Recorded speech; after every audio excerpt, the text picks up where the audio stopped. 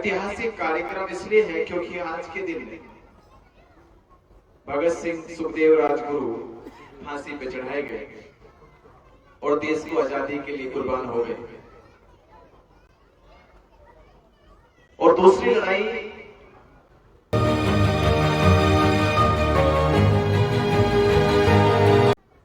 जो भारत के संविधान को लागू होने के बाद 26 जनवरी 1950 को जब भारत देश का संविधान लागू हुआ तो संविधान के आर्टिकल 13 में लिखा गया कि संविधान से पूर्व जो असंवैधानिक या कोई प्रस्तावित पास नहीं है उसका वो सभी प्रकार के कानून रद्द कर दिए जाते हैं। 26 जनवरी 1950 के बाद जो संविधान के अनुकूल या प्रस्तावित नियम कानून अनुच्छेद धाराएं होगी उनको लागू या प्रभावशील रखा जाएगा। पर 6 जुलाई 1949 को संविधान लागू होने से पहले 6 जुलाई 1949 को जो लड़ाई 1892 में शुरू हुई अनागारिक धम्पाल ने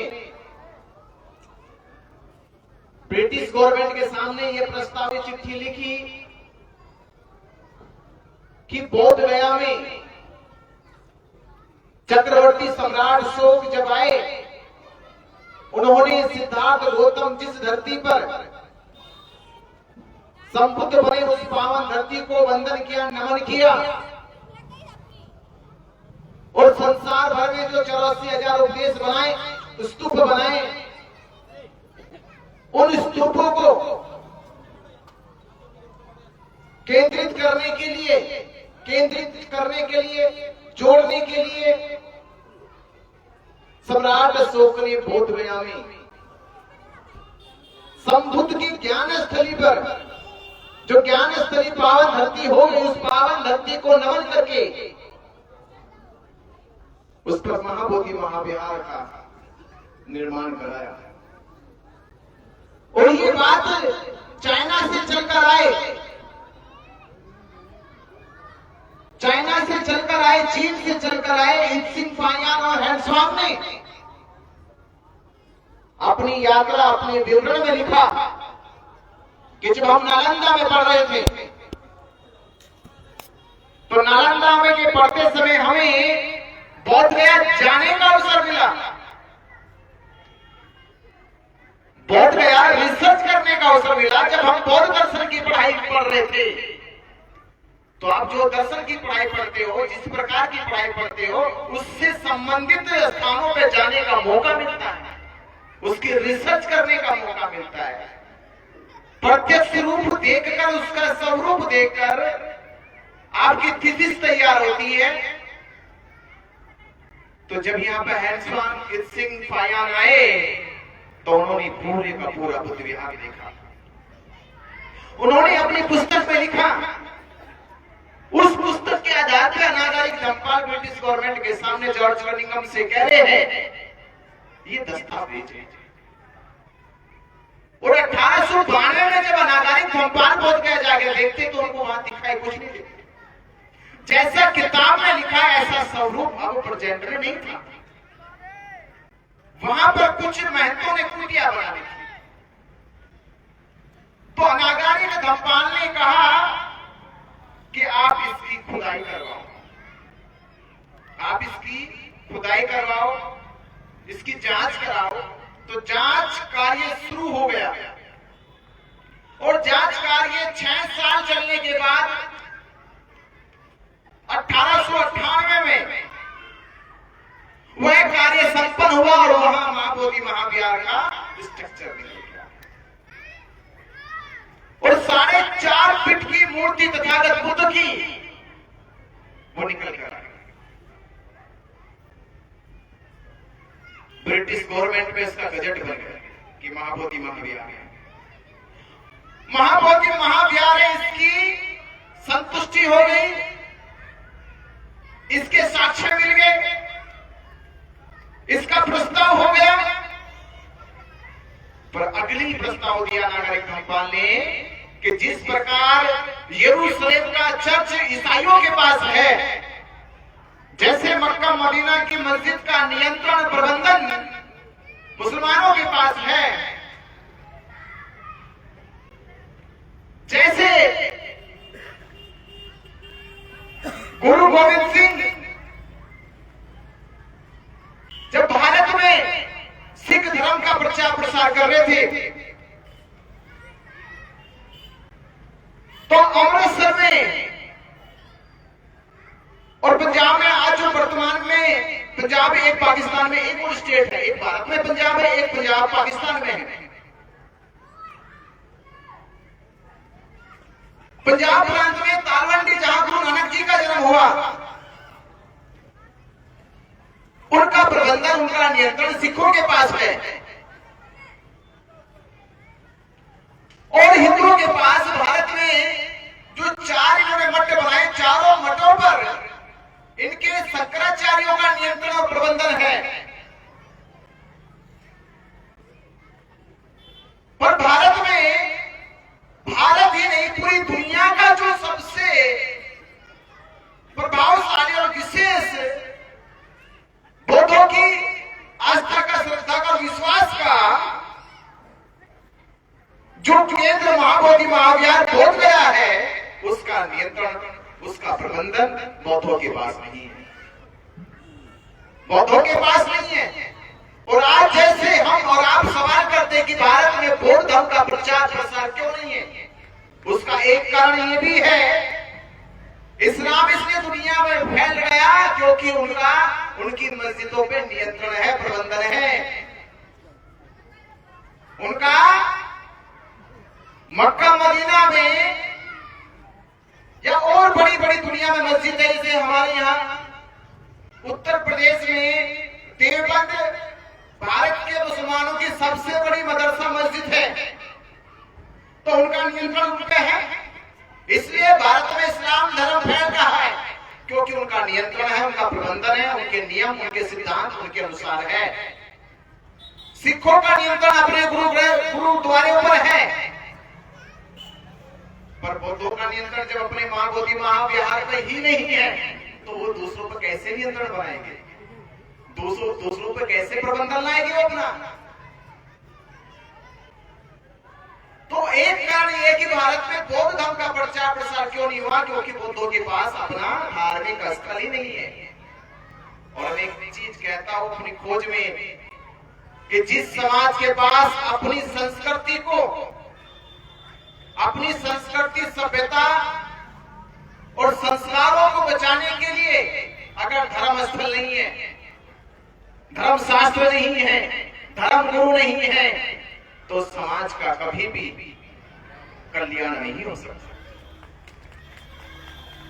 तो आपकी संस्कृति बचेगी कैसे, आपकी सभ्यता बचेगी कैसे, आपके संस्कार जिंदा रहेंगे कैसे, जब धर्म स्थल ही नहीं है, धर्म स्थल पे धर्म गुरु का प्रबंधन ही नहीं है, धर्म स्थल पे आपके धर्म शास्त्र की शिक्षा ही दी जा रही है।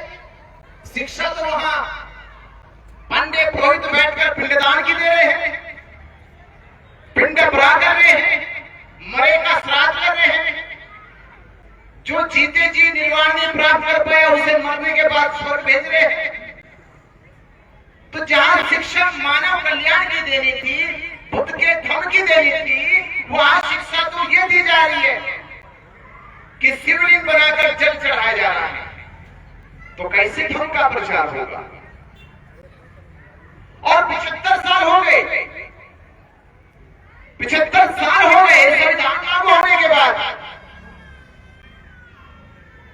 75 साल हो गए देश में संविधान लागू हो गया, पर महाबोधि महाविहार पर बौद्धों का नियंत्रण नहीं हुआ। 75 साल से लगातार बिहार सरकार और भारत सरकार संविधान का उल्लंघन कर रही है, क्योंकि संविधान लागू हुआ तो संविधान लागू होने के बाद 6 जुलाई 1949 के एक्ट को रद्द कर देना चाहिए था। ये सरकार ने काम नहीं किया। दूसरा, संविधान की अवहेलना की गई। संविधान के अनुच्छेद 25 और 26 में जो धार्मिक समानता जो स्वतंत्रता मिली हमें, वो अधिकार छीन लिया गया, क्योंकि हमारा नियंत्रण नहीं है। तो कैसी समानता हमारे साथ तो भेदभाव होगा। हमें कैसी स्वतंत्रता मिली जब हमने बिहार में जाके हम बुद्ध की बात ही नहीं कर सकते। उसके लिए परमिशन लेनी होगी, पूछना होगा सरकार से, पूछना होगा। बीटीएमसी एक्ट जो बनाया गया, उस एक्ट के अनुसार जो 9 सदस्यों की समिति है वो प्रस्ताव पास करेगी तो आप अपनी बात कह सकते हो। ये बड़ी जुल्म होगा, अन्याय होगा। महाबोधि महाविहार हमारा, हम अपनी बात नहीं कह सकते। अपनी बात कहने के लिए पहले सरकार के पास जाना होगा अर्जी लेकर कि सरकार हमें परमिशन दे कि हम बुद्ध की बात करें या ना करें। और वो कहेगा कि 4 हिंदुओं से पूछ ले पहले। हम फैसले हमारे, शिक्षा हमारी, संस्कार हमारे, शास्त्र हमारे, समाज हमारा, और पूछे किनसे? 4 हिंदुओं से पूछ ले। इसका मतलब फिर हमारी कोई वजूद नहीं है, हमारा अस्तित्व तो मिट चुका है। तो मैंने कहा कि जो ये लड़ाई है, किसी ने मुझसे जिक्र करा कि किसानों का आंदोलन बहुत बड़ा आंदोलन था, कई महीने चला, 1 साल करीब चल गया। मैंने कहा कि किसानों के आंदोलन में इस आंदोलन में फर्क है। किसानों का आंदोलन जीविका को बचाने का है, जीवन यापन बचाने का है, संसाधन को बचाने का है। वो आंदोलन लाभ का आंदोलन था, और ये आंदोलन जीविका यापन का नहीं है, ये आंदोलन संसाधन का नहीं है, ये आंदोलन अस्तित्व का है, व्यवस्था का है, ये आंदोलन है वजूद और विरासत का। इस आंदोलन की पहचान, इस आंदोलन की पहचान लाभ नुकसान से नहीं है।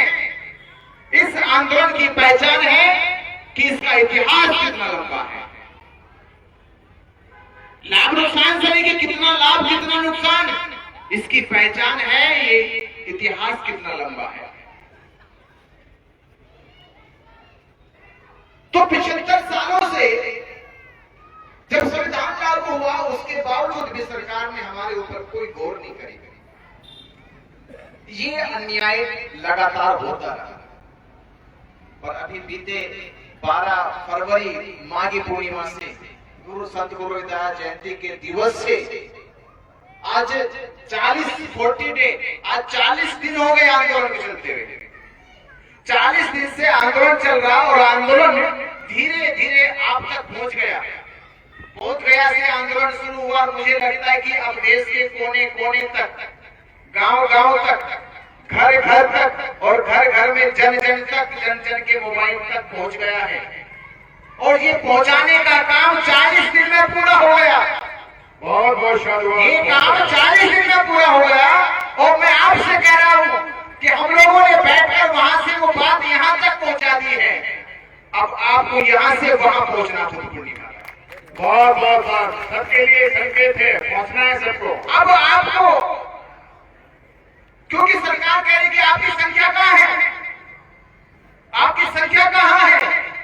मैंने कहा अगर संख्या से ये समस्या हल होती है तो एक दिन में संख्या आ जाएगी, पर कहो तो कि संख्या बुलाओ, हल करा लो, संख्या भी आ जाएगी। संख्या भी दिखाई गई है, हमने संख्या दिखाई है, हमने लड़ाई लड़के दिखाई है। संख्या दिखाई थी भारत सरकार को, आप तो स्टेट की सरकार है। संख्या तो भारत सरकार को दिखाई थी हमने 2 अप्रैल में। संख्या देखी थी देश ने, वो संख्या देखी, एक दिन संख्या देखी, अगले दिन अध्यादेश लेकर आ गए। सवाल संख्या का ही, सवाल यह है कि सरकार न्याय कर रही है, अन्याय कर रही है। सवाल है कि सरकार की आंखों से 75 साल में पट्टी क्यों नहीं खुली। सवाल यह कि सरकार ने संविधान को 75 सालों के बाद में लागू क्यों नहीं किया। तो मैं आपसे, जो भारत देश में हमारे साथ लगातार हुआ,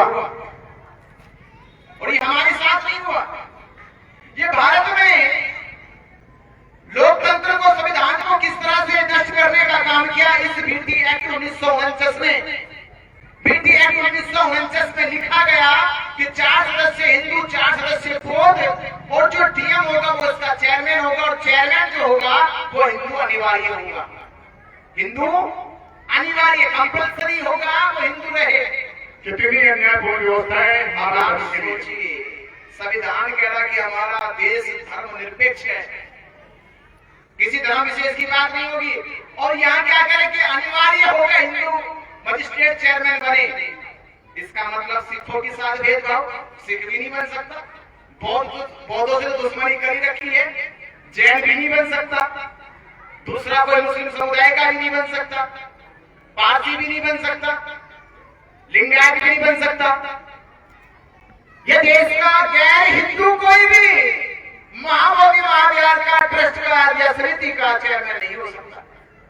इस तरह से संविधान के, लोकतंत्र की हत्या है और लगातार की जा रही है। पर ये हत्या जो लगातार की जा रही थी, अब उसके हाथ रोक दिए जाएंगे, और हाथ रोकने का काम 40 दिन से चल रहा है। ये 40 दिन से चल रहा है, और हम कह रहे हैं इस बार, हमने कहा समाज से एक आवाज लगाई है, विरासत बचेगी तो हम बचेंगे। बहुत बहुत शाबाश, बहुत बहुत मैं आपसे कह रहा हूं, विरासत बचेगी तो हम बचेंगे, क्योंकि मनुष्य के पास क्या है? शिक्षा, संस्कार, संस्कृति, सभ्यता तो है, और शिक्षा ना रहे आपकी, संस्कार ना रहे आपकी, संस्कृति ना रहे आपकी, सभ्यता ना रहे आपकी, तो फिर आपके होने ना होने का क्या वजूद है? बाबा साहब अम्बेडकर कह करके कि मनुष्य के जिंदा होने का अर्थ ये नहीं कि वो लंबी आयु जी रहा है, मनुष्य के जिंदा होने का ये अर्थ नहीं कि वो लंबी आयु जी रहा है, बल्कि इसका अर्थ ये है कि वो स्वाभिमान से जी रहा या अपमान से जी रहा। उसके जीवन का अर्थ स्वाभिमान होना चाहिए, लंबी आयु नहीं होना चाहिए। अरे लंबी आयु तो कछुए की होती है, अब कछुए से ज्यादा जियोगे और 200 साल जी लेता है। अब कछुए से ज्यादा महान तो नहीं बनोगे। अगर आयु से चलोगे कि हम महान हो गया हो, तो कछुए से ज्यादा आयु आपकी नहीं हो पाएगी। तो महानता स्वाभिमान में है, शिक्षा, संस्कार, संस्कृति और सभ्यता में है। तो इसलिए हमने कहा विरासत बचेगी तो हम बचेंगे। अब ये लड़ाई है। तो आपसे मैं ये कह रहा हूं कि आपने जब अयोध्या की लड़ाई लड़ी गई तो मामला तो बुद्ध विहार साकेत का था, और वहां पे मामला, वहां विवाद पैदा कर दिया बाबरी मस्जिद और राम मंदिर का। ये विवाद क्यों पैदा हो गया? ये विवाद इसलिए पैदा हो गया क्योंकि किस तरह से षड्यंत्र के साथ भारत देश के लोगों को हिंदू मुसलमान के नाम पर बहलाया जा रहा, फुसलाया जा रहा, और मैन मुद्दा जो भारत में है बौद्धों का, हिंदुओं का, उससे भटकाया जा रहा। या लड़ाई हिंदू मुसलमान की नहीं थी। मैं तो कह रहा हूं कि जब पाकिस्तान और भारत का बंटवारा हुआ था तो मुसलमान भाइयों को तो पाकिस्तान चला जाना चाहिए था। तो तब मैं कह रहा हूं कि यहाँ के दलितों को, ओबीसी को पता चलता कि लड़ाई हिंदू मुसलमान की नहीं है, लड़ाई तो यहाँ ओबीसी की ब्राह्मण से, ब्राह्मण की दलितों से है। क्योंकि ये बात ये पर्दे के पीछे इसलिए आ गई क्योंकि सामने मुसलमान आ गया, और वो रोज मुसलमान को दिखा दिखाकर दलितों को, ओबीसी को डराता रहता है। डरो मुसलमान आ जाएगा, मुसलमान एक आतंक है, मुसलमान एक जलजला है, मुसलमान एक प्रलय है। वो डरा देता है देश के लोगों को। पर मैं कह रहा हूं, एक हिंदू मुझसे कह रहा कि भगवान बुद्ध तो विष्णु के अवतार है, विष्णु के अवतार में अवतरित हो जाना, अवतरित यानी जैसे का तैसा। ऐसे तो अमरूद के पेड़ पे अमरूद ही तो लगेंगे, आम तो नहीं लगेंगे। अमरूद का बीज लगाओ, बीज से वो पौधा बनेगा, पौधा से वो वृक्ष बनेगा, वृक्ष बनेगा तो उसमें क्या लगेगा? क्या लगेगा उसमें? अमरूद या आम। अगर अमरूद लग गया तो अवतरित हो गया। तो मगर विष्णु के अवतार कृष्ण हो सकते हैं, क्योंकि कृष्ण के हाथ में भी शस्त्र है और विष्णु के हाथ में भी शस्त्र है। विष्णु के अवतार राम हो सकते हैं, क्योंकि विष्णु के हाथ में भी शस्त्र है और राम के हाथ में भी शस्त्र है। अरे तथागत बुद्ध तो कल्याणकारी है, ना शस्त्र है ना शास्त्र है, बस ज्ञान का शाश्वत है। वो तो ज्ञान का शाश्वत लेके चल रहे हैं। अरे कोई संबंध भी नहीं होता, कहां विष्णु कहां बुद्ध। विष्णु बैठे अपनी जीवन संगी के साथ पैरों क्यों दबा रहे जिंदगी भर, उनके पैर का दर्द नहीं खत्म हुआ इस तक। जब देखो फोटो में लक्ष्मी मैया बैठी है, विष्णु जी सैया पे है, वो पैर दबाए जा रहे हैं। तो बुद्ध तो जीवनचर्या को चलते हैं, खुद की जीवनचर्या है, और तुम पागल कह रहे कि विष्णु की अवतार। कोई भी अवतार होगा तो मिलान तो होगा थोड़ा बहुत। बेटे का बाप से होगा थोड़ा चेहरा, नाक, आंख, नाक, कान, मुंह, जीवा, त्वचा, कुछ तो मिलती होगी, कुछ तो मिलाओ उसका। मगर कृष्ण से मिल सकते हैं, राम से मिल सकते हैं, बुद्ध के तो पैरों की धूल तक भी नहीं है। बुद्ध के तो पैरों की धूल तक भी नहीं है। और दूसरी बात, मगर और अपने शास्त्रियों के पास जाओ, अपने शास्त्रियों के पास जाओ, और आज वर्तमान के जो 4 शंकराचार्य उनके पास जाओ और उनसे पूछो कि 7वीं 8वीं सदी में, 7वीं 8वीं सदी में जब इस पूरे अखंड भारत में बुद्ध और महावीर के दर्शन फैल चुका था, पूरे अखंड भारत में जब बुद्ध और महावीर का दर्शन भारत के कोने कोने में पहुंच गया था, तब आदि शंकराचार्य ने ब्राह्मणों को एकजुट करने के लिए केरल से कश्मीर तक की यात्रा करी थी, बुद्ध के खिलाफ करी थी। तो तुम कह रही एक है? अरे अपने आदि शंकराचार्य की बात मान लेते। आपका आदि शंकराचार्य जिसको आप भगवान कहते हो, भगवान मानकर पूजते हो, उसने तो आपको आदेश दिया है कि हमारा आंदोलन बुद्ध के खिलाफ है, क्योंकि बुद्ध ने हमारे आडंबर, पाखंड, अंधविश्वास की भट्टी को बंद कर दिया। जो यज्ञों में घी फूके जाते थे उन यज्ञों में पानी डलवा दिया, जो बलि दी जाती थी उन जानवरों को मुक्त करा दिया। तो सारे ब्राह्मणों के धंधे चौपट हो गए। तो ब्राह्मणों को इकट्ठा करने के लिए, ब्राह्मणों को लामबद्ध एकजुट करने के लिए आदि शंकराचार्य ने 7वीं 8वीं सदी में केरल से कश्मीर तक की यात्रा निकाली। अरे उसकी बात मान जाओ, आप लोग तो हमारे बीच के खिलाफ है, तो हम आप कैसे एक हो जाएंगे? कोई मिलान नहीं है, आपके शास्त्र में भी नहीं है। तो ये चीजें आज के हिंदुओं को समझ में नहीं आई, और उनको समझ में नहीं आया तो धीरे धीरे बोले हम हिंदू नहीं, हम सनातनी है। पहले अपने आप को वैदिक कहते थे, हम वैदिक परंपरा के लोग हैं, फिर कहने लगे हम वर्ण अवस्था के लोग हैं, फिर कहने लगे हम हिंदू हैं, अब हिंदू कहना भी भूल गए। अब सब चिल्ला रहे हम सनातनी, हम सनातनी, हम सनातनी। कहां से आए सनातनी तुम? अरे सनातनी तो बुद्ध का धर्म है। सनातनी तो वो है, क्योंकि 3 शब्द होते हैं। एक होता है पुरातन, क्या होता है? पुरातन, पुराना। एक होता है नूतन, आने वाला, नया, नूतन। एक होता है सनातन, सदा रहने वाला। सनातन कौन है? ना पुराने से संबंध है, ना आने वाले नए से संबंध है, जो सदा अस्तित्व में बना हुआ है वही सनातन है। और बुद्ध के अतिरिक्त दूसरा संसार में अस्तित्व में बना हुआ है, क्योंकि तुम्हारे पास सारी किस्से कहानियां हैं। रामायण पुरानी है, गीता पुरानी है, पुराण पुराने हैं, तभी तो पुराण नाम आया। पुराण क्यों? क्योंकि पुरानी है, इसलिए पुराण कहा जाता है कि पुरानी बात है, नया कुछ भी नहीं उसमें, वर्तमान कुछ भी नहीं उसमें। और बुद्ध को तथागत कहा जाता है, क्योंकि तथ्यों के आधार पर जो सत्य है वही तथागत है।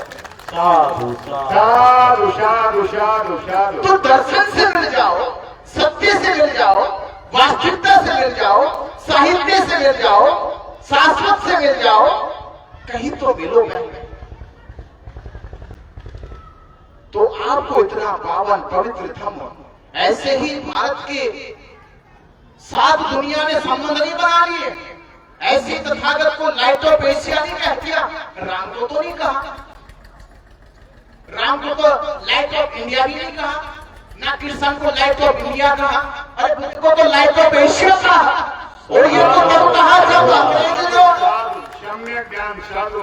ये तो तब कहा जब अंग्रेजों ने केवल भारत और भारत के आसपास लोगों को देखा।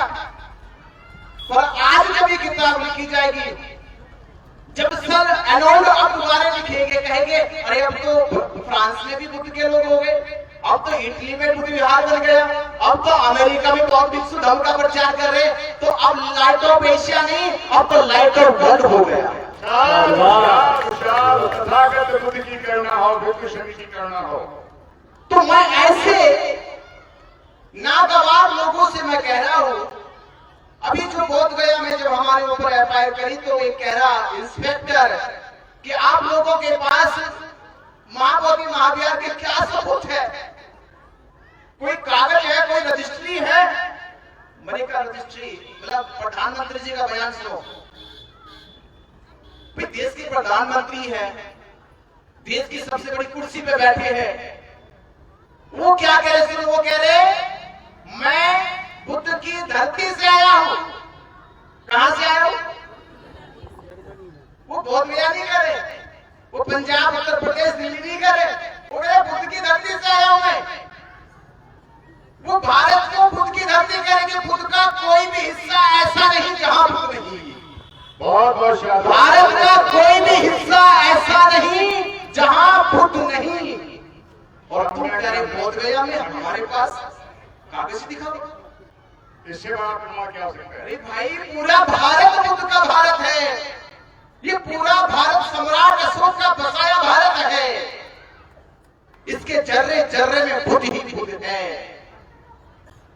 और तुमने अभी खुदाई शुरू की है, पर अभी गहरा नहीं खोदा, ऊपर ऊपर खोदा है। तो मैं कह रहा खुदाई को थोड़ा सा और नीचे लेकर जाओ, औरंगजेब की कब्र पर खोदो, औरंगजेब की कब्र के नीचे भी खोदो, तो भी बुद्ध मिलेंगे। बहुत बहुत शाबाश। अभी नीचे तो खोदो, सम्यक ज्ञान दर्शन, सम्यक ज्ञान दर्शन। नीचे खोदो। भी राम मंदिर जब बन रहा था तो क्यों कैमरे रोक दिए गए, मोबाइल ले जाना क्यों बंद कर दिया गया, पेन कॉपी ले जाना बंद क्यों कर दिया गया? पेन भी नहीं ले जा सकते, कॉपी नहीं ले जा सकते, मोबाइल नहीं ले जा सकते, फोन नहीं ले जा सकते, क्यों? क्योंकि वहां बुद्ध के अवशेष जो निकल रहे थे, ये दुनिया ना देख रहे। वहां राम कोई नहीं था, वहां कोई सीताराम नहीं थे, अयोध्या नहीं थी, वहां तो बुद्ध थे, बुद्ध के 22 बुद्ध विहारों का अवशेष था।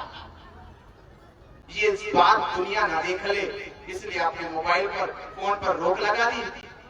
और उसका जीता जागता अभी का उदाहरण दे रहा हूं, अभी का।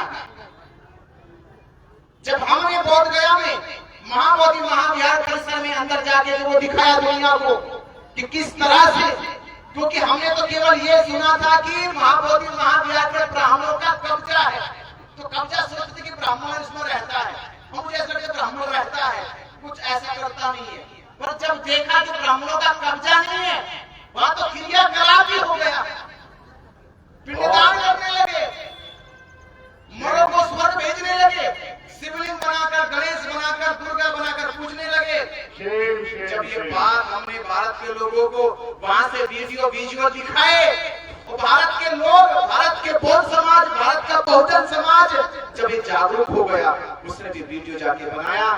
तो अभी क्या हुआ, 2 दिन पहले वहां के डीएम ने मोबाइल और कैमरे की परमिशन भी रद्द करा दी। ये डर आ गया। इसका मतलब यह है कि प्रशासन जानबूझकर ये काम कर रहा है कि वो दिखाना नहीं चाहता सच्चाई। इससे एक बात तो सिद्ध हो गई कि उसको पता चल गया कि हम लोग 75 साल से बौद्धों को, देश को कैसे अंधेरे में झोंक रहे थे। पर ये अंधकार का आखिर होने वाला है और सूर्य उदय होने वाला है। सूर्योदय होने वाला है और मैं आखिरी ज्यादा समय आपका नहीं लूंगा क्योंकि आगे तक पहुंचना है। वो धरती जिस धरती पर सिद्धार्थ गौतम संबुद्ध बने और संबुद्ध बनकर उन्होंने हमें जगा दिया, संबुद्ध बनकर हमें जगा दिया, अब हमें जगने की बारी है। अंधकार में पड़े महाबोधि महाविहार को अब आजाद कराने की जिम्मेदारी तुम्हारी है। बहुत संदेश है आपके लिए। आपको एक संकल्प लेना है, ये जिम्मेदारी आपकी है कि महाबोधि विहार को खाली कराने के लिए, महाबोधि विहार को अपना तो मैं आपसे सहयोग कहता हूं कि आप लोग अपने तन मन धन से सहयोग करो और देश में जो आंदोलन हुए पहले उन सबसे बड़ा आंदोलन करके महाबोधि महाविहार को आजाद करा दो। मैं कह रहा हूं कि पूरी दुनिया आपका ऋणी हो जाएगी, पूरी दुनिया ऋणी हो जाएगी, क्योंकि सारी दुनिया कह रही है, सारी दुनिया कह रही है, जहां जहां बोल रहते हैं पूरी दुनिया कह रही कि इस महाबोधि महाविहार को बीटी एक्ट 1949 से मुक्त करा लो, पूरा संसार आपका ऋणी हो जाएगा। सभी लोग संकल्प ले, हाथ उठा करके तो संकल्प करो कि महाबोधि महाविहार को मुक्त करा के रहेंगे, मुक्त करा के रहेंगे, मुक्त करा के रहेंगे, करा के रहेंगे, मुक्त करा के रहेंगे। बीटी एक्ट रद्द करो, रद्द करो, रद्द करो, रद्द करो, रद्द करो। बीटी एक्ट रद्द करो, बीटी एक्ट रद्द करो, बीटी एक्ट रद्द करो, महाबोधि महाविहार मुक्त करो, महाबोधि महाविहार मुक्त करो, महाबोधि महाविहार मुक्त करो, ब्राह्मण कुंड विहार मुक्त करो, ब्राह्मण कुंड विहार मुक्त करो, ब्राह्मण कुंड विहार मुक्त करो। ये संकल्प जो आज आप ले रहे हो, इससे 12 मई तक, 12 मई आने वाली है। जैसे मैंने कहा कि बुद्ध पूर्णिमा बनाने का ऐतिहासिक जो हमें अवसर मिला है, ये कहां से मिला? बोध गया से मिला। अगर सिद्धार्थ संबुद्ध ना बनते तो बुद्ध पूर्णिमा अस्तित्व में नहीं आती। बुद्ध पूर्णिमा अस्तित्व में कब आई? जब सिद्धार्थ गौतम बुद्ध 6 साल के ध्यान तपचर्या के बाद बोध गया की पावन धरती पे संबुद्ध बने, तब जाकर संसार को बुद्ध पूर्णिमा अस्तित्व में आई। तभी तो आई ना हो, पर अब जहां से वो अस्तित्व में आई, अब उसके अस्तित्व पे खतरा है। तो अब के इस बार हमने संकल्प लिया है, इस बार की बुद्ध पूर्णिमा बोध गया में मनाएंगे। ना शहर में मनाएंगे, ना राज्य में मनाएंगे, ना घर बनाएंगे, जहां मां बोधि महाविहार है वही चलकर मनाएंगे। इस बार की बुद्ध पूर्णिमा बोध गया बनाएंगे। तैयार हो सब? तैयार हो? पूरी तैयारी से चलना है। बुद्ध पूर्णिमा बोध गया बनानी है। आपने सुना, आपका बहुत बहुत धन्यवाद। बहुत हमारे चैनल लाइक, शेयर, सब्सक्राइब देखना मत भूलिएगा। जय भीम, जय भारत, जय संविधान। नमो बुद्धाय। धन्यवाद। चैनल आर्थिक समस्या से गुजर रहा है। अगर आप बहुजन समाज में बाबा साहेब अम्बेडकर और तथागत बुद्ध की विचारधारा को अधिक से अधिक लोगों तक पहुंचाना चाहते हैं तो हमें आर्थिक सहयोग प्रदान करें, ताकि हम अपने चैनल के माध्यम से देश विदेश में समता, बंधुता, एकता और संवैधानिक अधिकारों को ज्यादा से ज्यादा लोगों तक पहुंचा सकें। आप अपनी सहायता राशि नीचे लिखे खाते में जमा करा सकते हैं।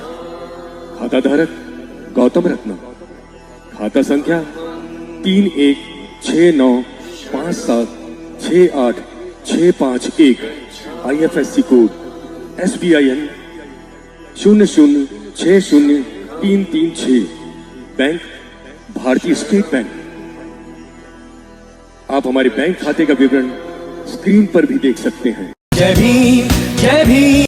मैं गौतम रत्ना, गौतम फिल्म्स प्रोडक्शन में आपका स्वागत करता हूं। आप हमारे प्रोडक्शन हाउस के अंदर अपना कैरियर बना सकते हैं as a film director, as a producer and actor and actress and editor and cinematographer also. अगर आपको फिल्म से रिलेटेड कुछ भी प्रोजेक्ट आपको बनवाना है तो हमारे पास में पूरा सेटअप है, जिसमें फिल्म कैमरा है, शूटिंग लाइट्स है और एडिटिंग है।